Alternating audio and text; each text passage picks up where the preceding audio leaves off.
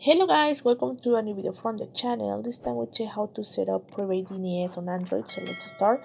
So I'm here on Android. Let's go to our settings here, and when we are here, let's scroll down and let's go to the part that says connection and sharing.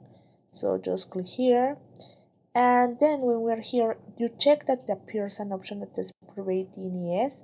So you have to click there and you have to select the private DNS mode. You can go to off, auto, or private, depending on what you prefer. So just select the one, and when you do it, just click on save. When you save, well, you will have to set up your private DNS on Android without any problem.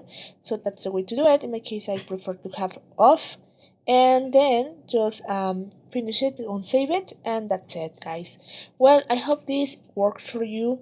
Thank you for watching this video. Don't forget to subscribe to our channel and give thumbs up to this video.